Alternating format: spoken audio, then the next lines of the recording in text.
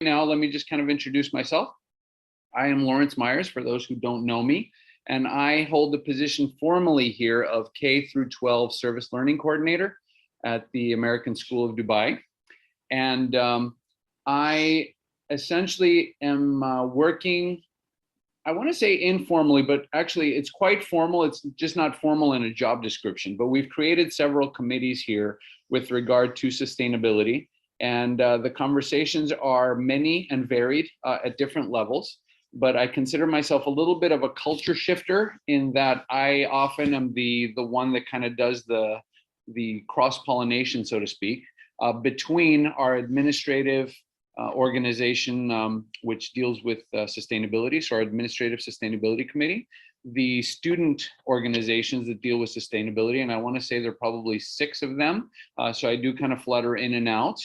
And also we have a parent sustainability committee that, to be fair, has not started this year. So if you are actually interested in joining that, and I might ask you this later if I don't forget, but if you are interested in joining the parent sustainability committee, please just put a note of that in the chat as well. Just say that you might be interested. Essentially what we do with the sustainability committee at the parent side is trying to define ways that we as a parent community can support the direction, conversations, and maybe even decisions of the school-wide community. So we are one. Of course, we're all here for the children, but we are a community, an extended family, so to speak. And so it's important that all voices are heard and all people feel the chance to speak and to be heard should they feel that that's appropriate. So if you're interested in joining that, please just put a little note in the chat and I'll be very happy to add you to kind of the list, so to speak. Hi, Kim. So nice to see somebody on the other end. This is great. All right, so I did want to take a few minutes, if you don't mind. I'm going to share some links with everyone, and this is what I tend to like to do right at the beginning, so that everyone can kind of have access to things that they feel they need to.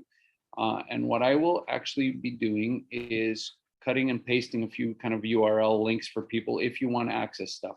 So let me do that. It's going to take me just a couple seconds here while I add the, whoops, where did we go? Help, I just lost myself. No, this one. Okay, so slides from today. So you should have access to this as long as you have an ASD account. If you're using a non-ASD account for meeting with us today, it might be a little bit more difficult to do, but hopefully not unbearable. And I have just a few more items for you. And just a second while I cut and paste things on here and go from there. All right, so that's off. This is the Jamboard.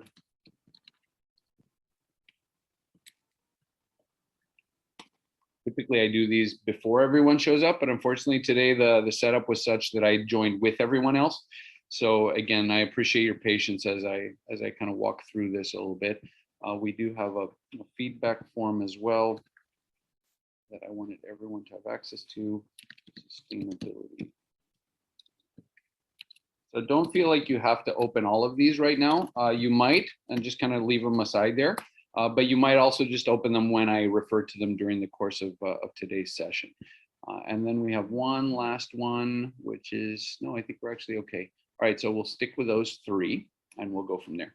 So if people don't mind, I'm gonna take just a few seconds to actually present for a few minutes. And then what I'd like to do is kind of get us all involved in a conversation. Again, at that point, I'm gonna ask if you don't mind to please kind of share your screens as well. So you've got maybe 10 minutes or so to kind of fix yourselves up and get yourselves ready so that you're at least with a background that's reasonable. If you're comfortable. If you're uncomfortable, then fair enough, but I would love to hear your voice and your participation because like I said, this is more of a conversation and a discussion than anything else. So let me take a moment to share my screen real quick. And what I will be doing is sharing the slides with you. Again, you should have access to the slides. I've just shared them with you, but let me go through this anyway. So I'm gonna move this over to this side so we're good to go. And let me present for a little bit. So what we're all here is to talk about obviously sustainability at ASD. We tend to be very proud of our sustainability efforts. and we tend to be very good with keeping track of data and getting the conversations going at the student level.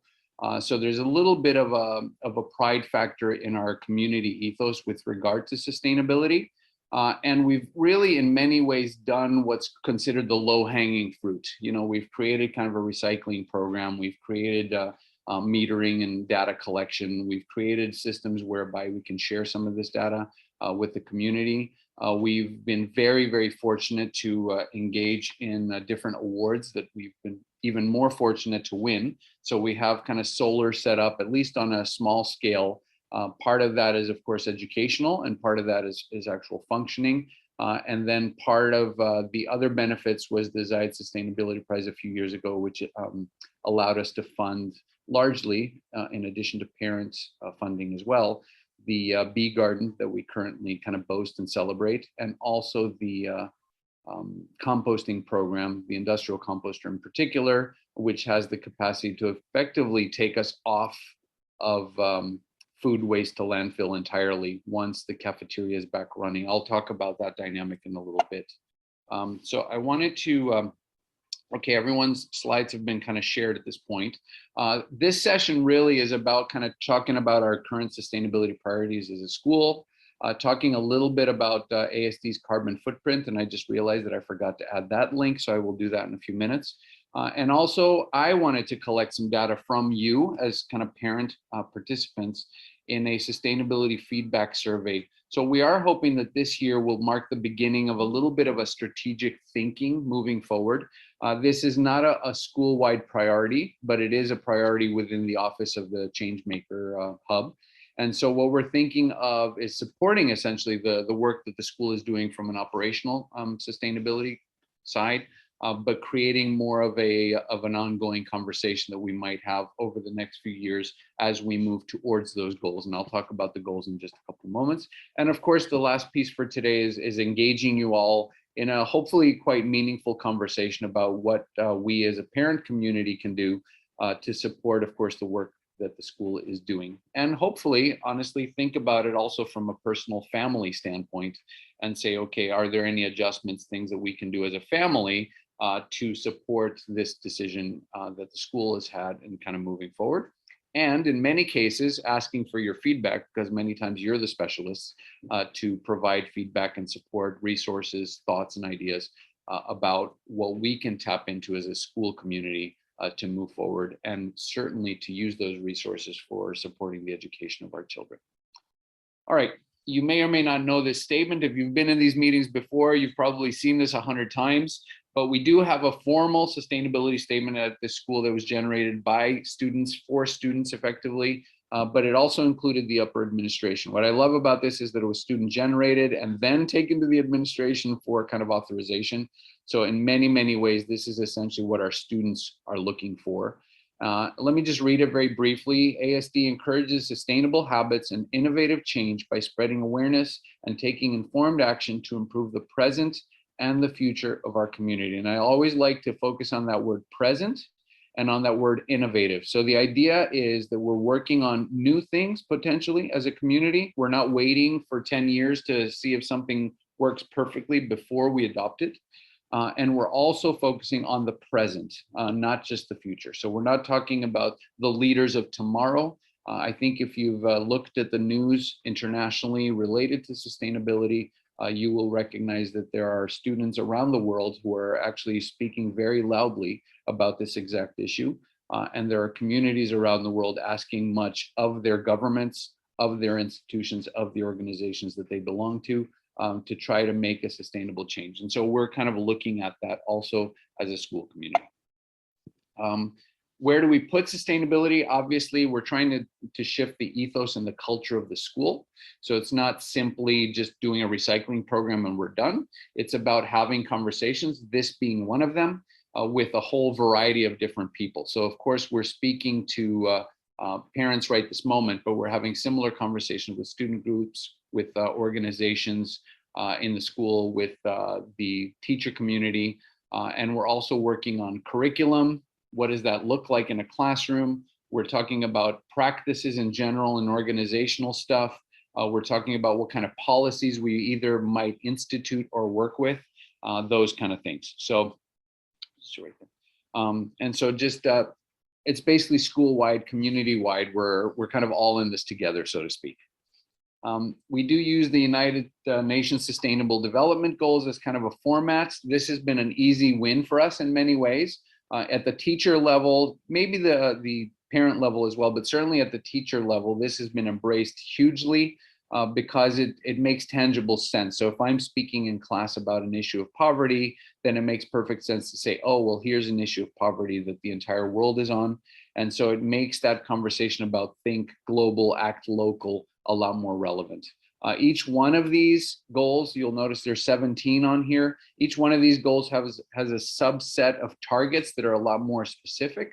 And we like, especially with the kids at the high school, to go into those kind of specific elements of, okay, what target specifically are we addressing through the work that you're doing right now? And we have students even right now kind of knocking on my door who are working on their kind of innovation skills to see if we can create some sort of a computer game that will allow kids to address recycling and to at least know which bin is for which. We have students focusing on gender equality issues. We have a girl who's focusing on the possibility of getting plant-based shoes, which apparently exist, fully biodegradable and recyclable, into the school. And in her case, she's trying to figure out, are there ways that really we can create a product line for our community that might be 100% biodegradable and recyclable in a never-ending kind of cycle. So there's a lot of connections that we're making in the classrooms. I just wanted to throw that out to make sure that we're all kind of on the same page. And more, what we're finding is we're having conversations that actually up the ante a little bit. So we're no longer really talking to kids about, okay, how can we recycle a little bit more? What we're actually asking the kids to do is envision a school and a community that's actually zero. All right. And so what is that zero? Well, what would a school look like if we were to able to create a zero pollution situation? So zero pollution at all. Or zero waste, or zero plastic. Oops, and I see there's a missing Z here, but zero chemicals. So what can we do as a community to move in that direction, recognizing that we are in a place in history where these things are very difficult to do, but also recognizing the power of kind of the vision of that and asking the kids to work on this. We have about 150 students in 9th grade right now who are working on this exact issue and focusing through their global issues in action classes on the sustainability of our school and what kind of what we call gaps might exist in what the school is trying to do that the students could then fill in. So those are similar conversations to what I hope to have today to bring you into the conversation also. I wanted to also go through or remind, I guess, some people what we call the MSA operational capacity goal for our school. MSA is the Middle States Association that ASD is accredited through. And every 7 years or so, we go through a really big, deep kind of accreditation process. And that accreditation process includes what's called an operational capacity goal. And for us, the operational capacity goal is related to sustainability. And specifically, our goals state that we want to reduce energy consumption from the grid by 50%. And that's difficult to do when you're building new buildings for ELC, for example, or when you might put in the second and third floors into operation, or you might be in a situation where you have a lot more kids than we did even a couple years ago. So we're a growing school, and yet our goal sustainability-wise is to decrease our energy. Now notice that we're decreasing it from the grid, not decreasing the actual energy. So what we're really looking at is creating situations where efficiency is much higher, or alternative energies. And in particular, we're looking at solar right now, but of course we're always open to any kind of thoughts that might come up in this regard. But really the big one will probably be an efficient technology that might control air conditioning and so on and so forth. The goal number 2, I talked about the industrial composter a little bit, and the goal is, again, by 2027, that we eliminate food waste to landfill entirely. So we have some system in place that allows for us to essentially take any food, pre-consumer or post-consumer, and make sure that all that food somehow gets composted, either in our ongoing composting kind of organic methods, which is in the sustainable garden, or in our industrial composter, which is not quite organic, but it's still there and it's still an option. So the idea is we're taking it out of landfill. And I should say that with that, very closely connected is the idea of landscape waste also not going into landfill. So the idea is that anything that's biodegradable actually gets composted and either stays on campus or is somehow recycled within our community, or reused, I guess, within our community. All right, next one, and maybe the more important one, or the more difficult one, I guess, in some ways, is, so it's one thing to set an industrial composter down and have a few people make sure that kind of the food goes there. It's another thing altogether to get a community of what yesterday was introduced as 2,009 students and 1,043, I believe, families that connect to that, plus a good 500 or 600 faculty and staff. So how do you get a community that large to actually embrace what it is we're talking about when we have, how many, 8 participants right now on this call? So we've got to go from 8 to about 4,000 in some way or another. So the way we do that, of course, is ongoing and very similar conversations many times. But what I wanted to do was just explain what our goals are and where we want to go. So we realize we can't touch everyone, but we do hope that 75% of our communities will, first of all, do something that seems to be sustainable, but do so not because they're following directions, but because they're purposefully doing it for the reason of sustainability. And that is a critical kind of piece to it. So we have students, for example, that often say, well, I recycle here at school, but I don't recycle at home because we don't have a program or process. Same with composting. So the conversation really is, how do we embrace the opportunities that sustainability provides and extend that out into the home? So with that, it's a good little plug for making sure that you have a chance to look at the composting program from home that we have. You can also bring things from home. If you can't compost in your community, please bring your things here to compost. We will happily take all that and create a better kind of community for everyone. All right. And I wanted to take just a couple minutes to go through the carbon emissions data. I'm going to stop sharing for just a second so that everybody can see me. But I also realized, of course, before that I hadn't, shared the link with you. So give me just a moment. What have I just done? Did it disappear? I think it may have. Hold on, I'm sorry. I'm trying to work this out, and my tech, unfortunately, is not the greatest. Had it here just 2 seconds ago.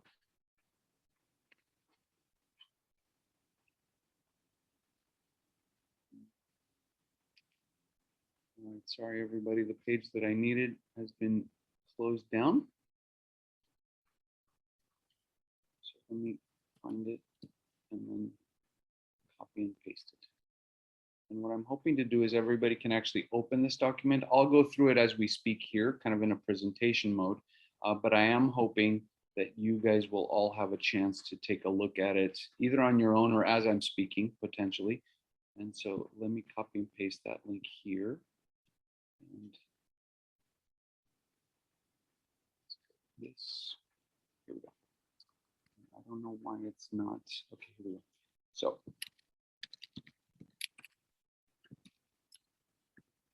So just recently, I want to say maybe about a month ago, we received a carbon emissions report from an organization called Emirates Nature that was working with a carbon emissions kind of organization. And they shared this report with us, which was effectively what it is that we do. So I wanted to take just a couple moments again, if you don't mind, to share my screen. And what I'm going to be doing with sharing my screen is just take you to a couple spaces on the report that I wanted you to take a look at. You are probably the first parents to see this. We have shared this report with our 9th grade students. So as far as the 9th graders go, we're good to go. But apart from that, we haven't had a lot of people taking a look at this. So we wanted to share this with you just as a point of transparency, I think, more than anything else.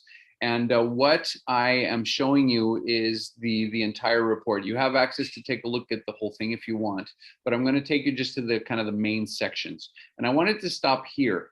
And what we're looking at is total emissions by the school, but we're using certain kind of parameters and data that was shared with the organization that took the time to collect the data and put it all together. You'll notice on number 1 in this little section here that energy consumption is by far the biggest energy producer at the school.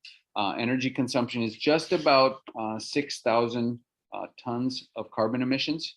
And I want you to kind of look at a ton as approximately the size of a classroom, I guess. And so what I tell the kids is, okay, think about 6,000 classrooms worth of space. And that's essentially what carbon emissions have been generated by our school alone in not last year, but the year before. And effectively, most of that, and I'll show you that in just a couple seconds, comes from the electricity side of things and AC in particular. So you'll notice number 2 on this is refrigerant emissions. So there are emissions from the refrigerants that, of course, are used to keep things cool. The refrigerants themselves have emissions that they push out. So just by having AC, unfortunately, is not a good thing for the environment. And then other than that, you see there's some water consumption, there's fuel consumption from our vehicles, and there's also gas, as in natural gas kind of consumption too. Those numbers are very, very low considering or compared, to the electricity consumption. So really, as far as our conversations with the kids go, they're often about, okay, if electricity is about 95%, if not more, of our carbon emissions, and what we're not counting here, and these are conversations we're having with the kids, what we're not counting here is carbon emissions from flights, carbon emissions from driving back and forth to school. So for example, we came up with a very ballpark figure with one of our ninth grade groups that was focusing on carbon emissions.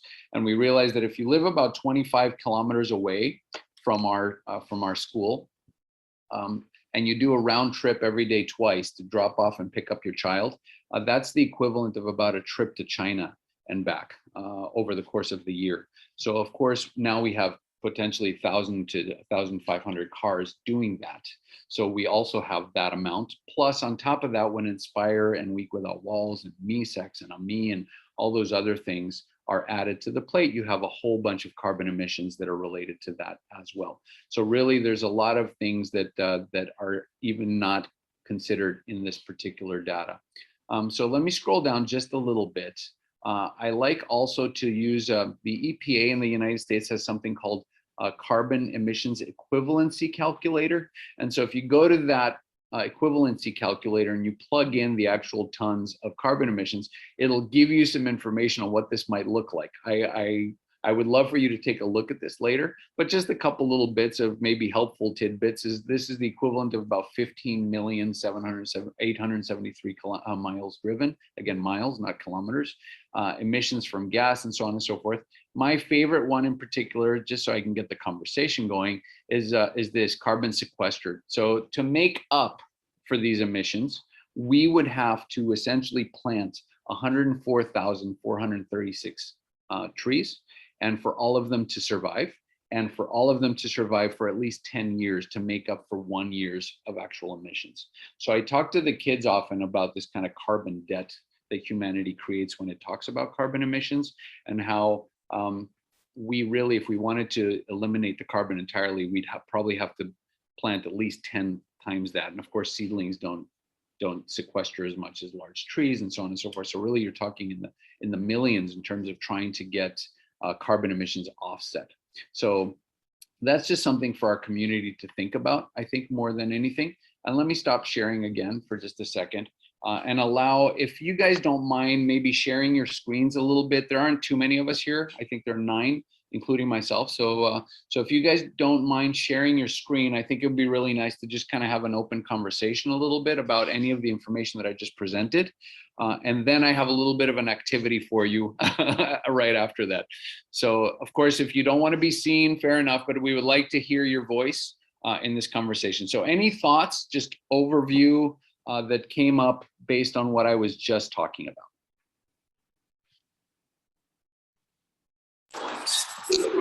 Hi, Lawrence. This is Vamsi. So I'm the father of a student in grade 3, and I'm sorry, I'm actually on my way back from dropping off my daughter, so it might take me 10 minutes or so before I can get online. But I just wanted to say, I really like the presentation. I mean, it's commend the ambitious goals. I can see that the third one will be pretty hard. Mhm. But no, really great. I guess one of the things, we're sort of new to Dubai, just about a month and a half or so since we've been here. So I'm not quite sure on the home front how recycling and those kinds of things work. I'm told it's all taken care of, but I find that hard to believe. So yeah, I mean, obviously a lot of what you do here is going to be tied in with what people do outside the school campus, right? So yeah, so those are some quick thoughts. Thanks. Thank you. I appreciate it very much. And welcome to ASD. Thank you. I hope Dubai has been kind to you so far. Sometimes very kind. It's been nice. Yeah. That's great. Except for the heat. Yeah. It's going away. Don't worry. Just give it a few more weeks, and I think you'll find it quite delightful. Exactly. Yeah. All right. Any other thoughts from anyone? Hi, Lawrence. Hi, Sarah. Hi, nice to see you. Just two quick thoughts.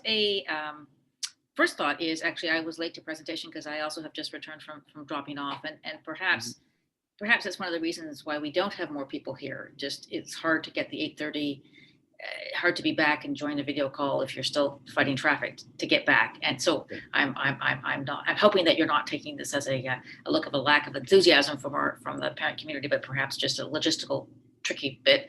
And I'm assuming that this recording will be able to, how will we be able to access it, and how will parents be able to find this actual recording of the meeting? So Jinsey, who is hiding in the background here, works in the Teaching and Learning Center, and she's in charge of kind of the operational side. And so typically what happens with these recordings is they are recorded and they are put on the, I think it's a YouTube space. Okay. I'm not sure exactly where it's recorded or where the recordings are kept. Okay.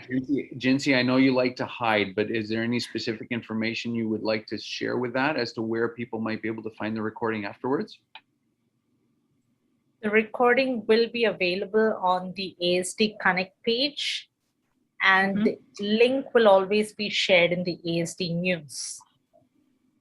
And so maybe we somehow we profile the fact that this meeting is taking place, and so that we can get more parents to actually come and find the meeting. So that was just sort of a housekeeping comment I had.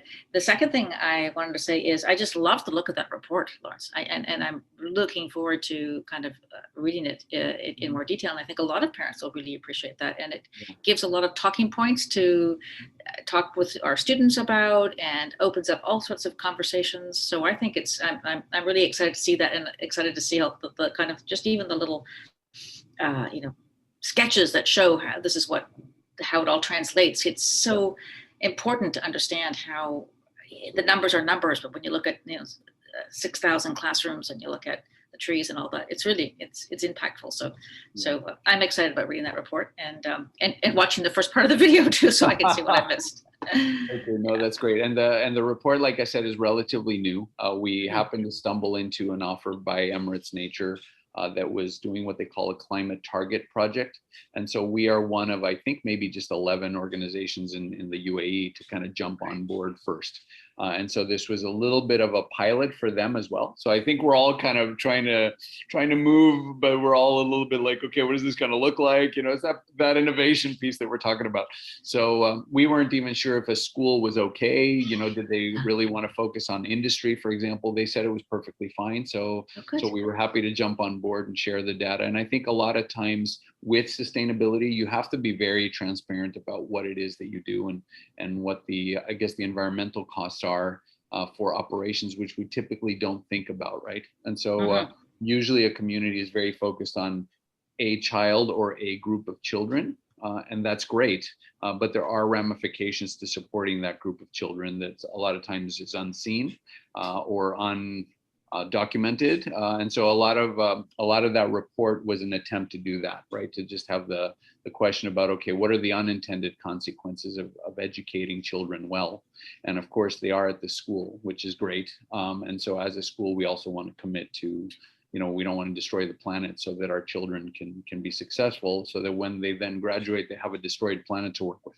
So we have to kind of think about both sides of that. And I'm being a little extreme perhaps, but that's kind of the thinking, I guess, from my side.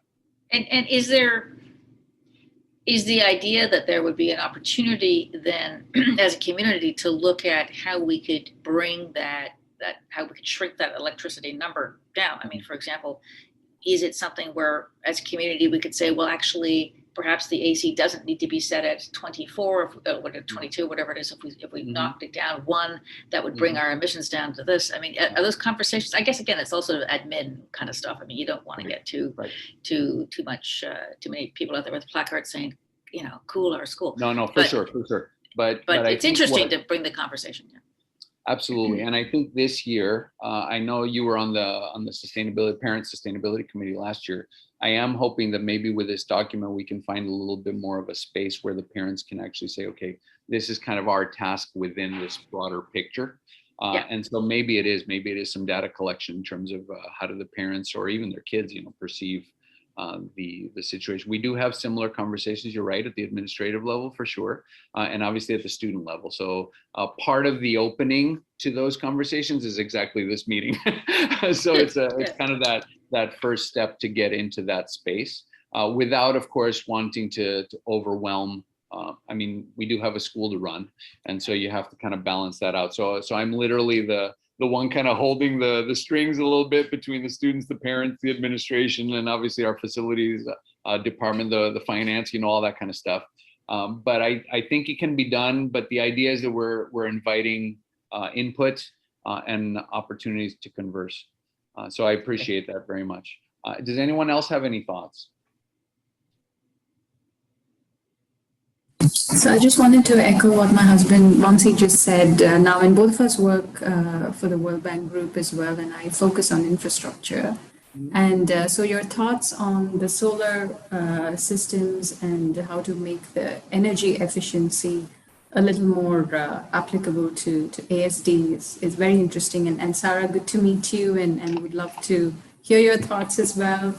On how these conversations went last year, and you know, to join this parents committee if possible, and add value as you see fit. You know, looking forward to it, and thank you for the presentation as well.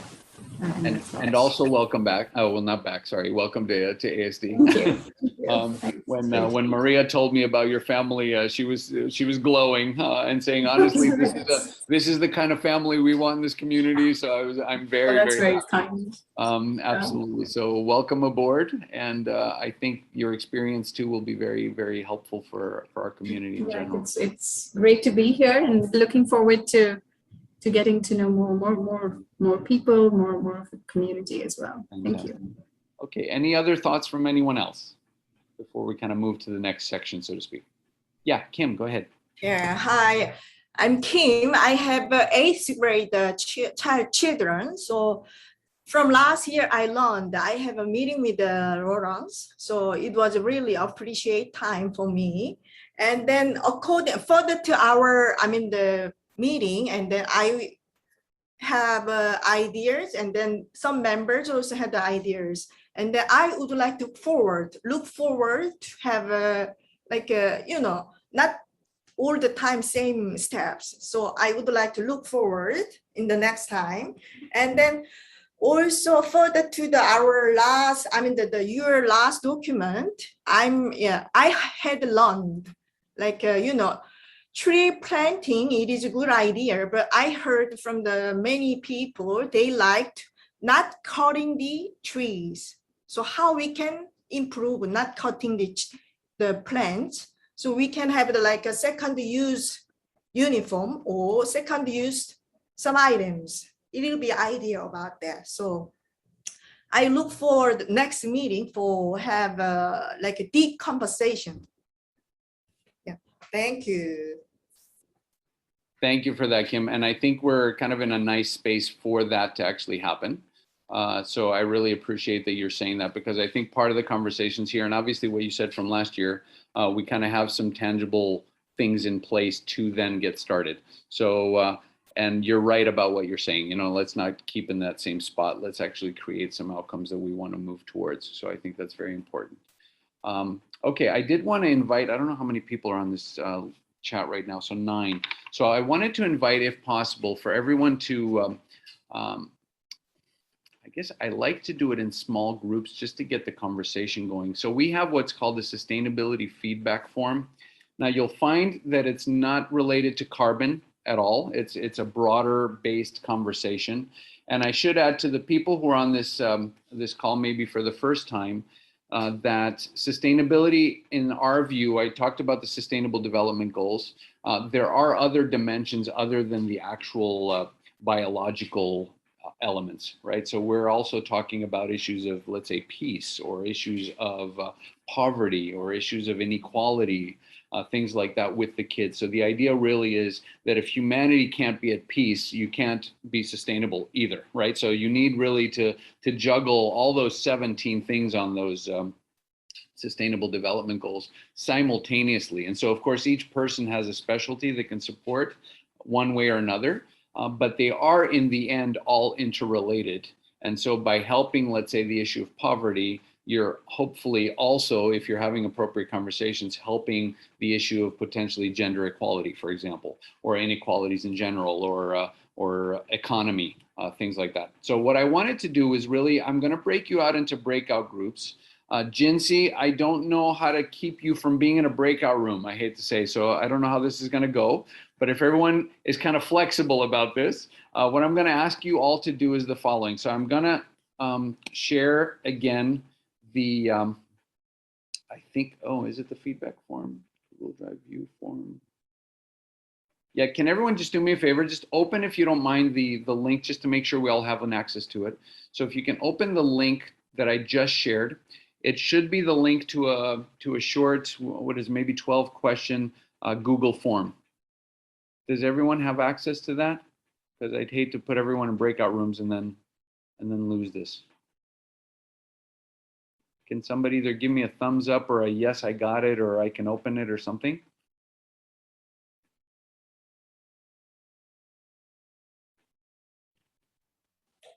Sorry, for my part, I'm gonna need a second because Yeah, no worries. And I'm not here to stress anybody out. So if you can't do it, that's fine. You can be part of a conversation still. Nadine? The link that you sent didn't open to a questionnaire, it opened to a document. So Okay, let's try this one. But that should be the same thing. That's weird. it's opening to the report to the Target Climate Initiative Advanced Low Carbon Transformation. That's definitely not where we want you to be. So hold on just a moment. Sorry, it's always that technicality side of things. Okay, let's try this one. And okay, can you try this one now? Let's see if that works. So the latest one. So Nadine, could you do a quick check there and see if it says ASD sustainability feedback? Okay, awesome. Okay, so let me explain how this next maybe 10 minutes or so is going to go.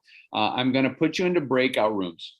And in those breakout rooms, basically, I just want you to have a nice open conversation with whoever you happen to be with. And really what you're doing is you're just going through those questions. Now you'll notice they're pretty broad, so they're not intended to stress anybody out. And I realize too that some people are new, so your vantage point might be relatively limited. But I would like for you to base your answers individually. So you're having a group conversation, but your answers should be done individually. I'd like for you to base your answers on your vantage point. So if you're new to the school and you don't know about, these 6 questions, just put down that they don't exist, because from your perspective, that is true. You haven't seen that happen yet, if that makes sense. So for about 10 minutes or so, I'll put everybody into breakout rooms. And again, this is technical, so I hope it actually works.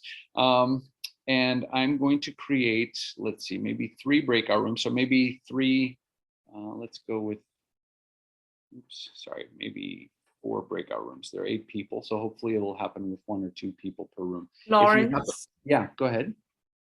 I'm sorry. I think 2 breakout rooms. 2? Okay. Yeah. Well, honestly, with 4. We'll have 3 each. Well, there are 8 participants now, but that includes me. And me. And automation. So we break out 3. Yeah, hold on just a moment. So you think the things I have to assign manually, so give me just a moment.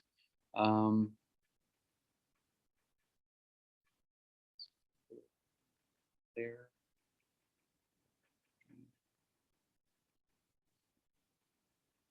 Okay, think, okay, so I think we're good. So I'm gonna open the rooms for about 10 minutes and then I'll close everybody and bring you back in here. Any questions with regard to what you're about to do? Oops, hold on, because we have a new person waiting to be admitted. Hopefully that's okay. All right. Okay, 10 minutes. We'll see you in 10 minutes.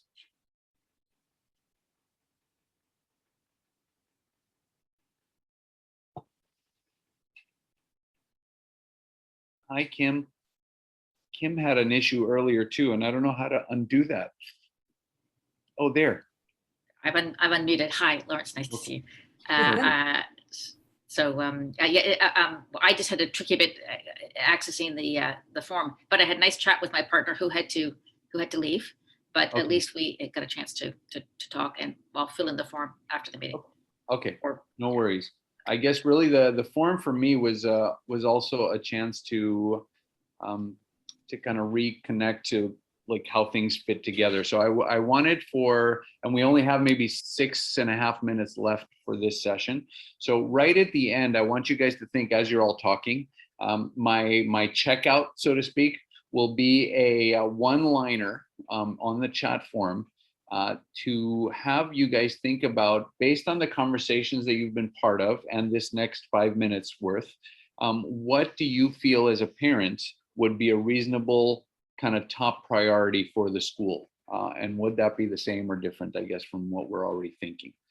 Because obviously from a parent perspective, you have a different perspective perhaps than a school's administration might. But let's first kind of debrief the survey. I know that we didn't have too much time, so I'm not even sure if everyone got a chance to finish it, but anything you got to, I think is valid at this point. So anyone want to take a moment to talk about their response to that? I'm gonna talk. Hi, my name Yeah, is Nadine. hi. I'm new to the school, so sadly, my responses to most of the stuff is zero because I have no idea what's happening around, and that's why I joined this committee to actually find out more about what we could do to better help our children become more sustainable Okay. in their journey. Was there something from the survey that kind of you connected to as far as a content piece or anything like that you think might be the most important or quite important? I haven't gone through it all yet, to be very Okay. honest. So this is Okay. why I won't be able to answer that question. Okay, no, yet. fair enough. Okay, any other thoughts from anybody else?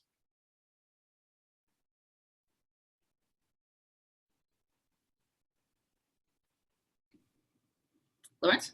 Yeah. Yeah, hi. Just a quick thought. I was speaking to a parent who has somebody in first grade, but they've been there for 3 years, and Natalie is in 11th grade. And it was interesting when we got to the question about what kind of co-curricular opportunities there are. And even from her perspective, I mean, when I say even, I guess because I'm thinking, I've got the high schooler and she's got this little teeny tiny person.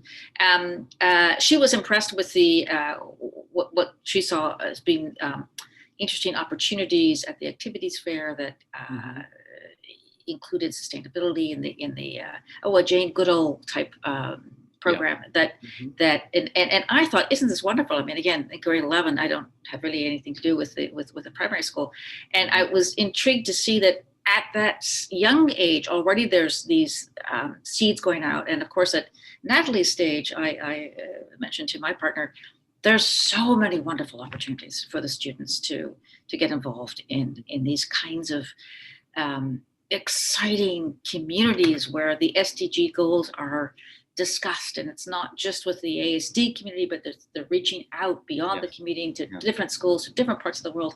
And if you could, apparently 3 is the top of the form. I give 4, I give 5. I just think it's so exciting. And it's, as I said to the parent who I was speaking to, that's one of the things that gets Natalie so excited about going to ASD. I mean, yes, she has friends and she likes the academics, but she said the other day, I feel so lucky I'm at a school where we are encouraged to look beyond the school and to connect with ideas beyond the school. And I do, and I think it's a terrific thing. So I haven't had a chance to look at the other questions yet, and I'm happy to look back. But certainly on that question number 2, I think ASD is doing a fantastic job, and And I hope that all the students are aware of it. I don't know as much. I just, because Natalie already is involved, I don't know. Maybe it's a whole community out there doesn't know as much about it. But anyway, I think it's great so far. Well, thank you for that. That's certainly it boosts one's ego to know that, all right, something we're doing is working, right? So Really. that's great. And obviously your daughter in particular is quite involved in a lot of these things. You're right. So I think you're seeing things that maybe your average family doesn't. I'm not sure. Any other thoughts from anyone else?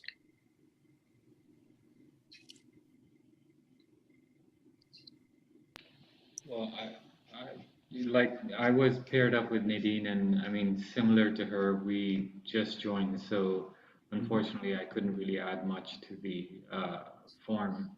But you know, I just have to say, even this call is sort of very eye-opening for me, and it's exciting to know that there's so much going on. I was just telling Nadine that it looks like for our daughter in her class, they have been talking about the SDGs at least for a week, if not longer. And you know, each of them has been assigned a particular SDG, and they sort of did a joint presentation, and that's for third graders. So I think that's pretty nice to hear. Yeah, different grade levels will deal with it at different times, so they're not all exposed at the same moment. It depends on the curriculum and where it kind of fits in. So we have this overriding kind of element from our office, which is the Change Maker Hub. But within the classroom, in an elementary school, that often does happen within the classroom. What you'll find is it's kind of determined on the schedule of the year and where the best fit would be in terms of the progression of learning. Okay, so Kim, last thought, because I realize we got 1 minute and you're the only one who hasn't spoken. What do you say? Only 1 minute, so appreciate we have this meeting, and look for the seeing you, all of you, next time again with the deep driving. Wonderful. Okay, so I think basically what I would invite for you to do, just real quick, just as a checkout, is if in the chat you can just write maybe one sentence about looking at it again from your lens. So I'm not expecting you to know everything or anything along those lines, but if there was a priority that the school should have related to sustainability, and this isn't necessarily just for the kids, it could be for the wider school community, what should that priority be? So a one sentence or even a word if you want. And then with that, I will bid you all a wonderful day. And I think, Jinsey, I'll make a note of maybe starting a little bit later. I think that was a valid point. I don't know how it affects the Talk Tuesday kind of program, but from the logistical standpoint, I think that makes sense. So thank you very, very much for being here, all of you. I realize it was a small group, but as they say, every big change starts with a small group of people, right? Isn't that Eleanor Roosevelt? I can't remember the exact quote, but that's what we're working with. All right, so thank you very, very much. Have a very nice day. And we will set up our meetings kind of moving forward, and of course invite all of you if you're interested. And of course, if you're not, that's okay too. It's all voluntary and celebratory. All right, thank you, thank you, thank you. Have a great day. Thank you, Lauren. Thank you. Thank you.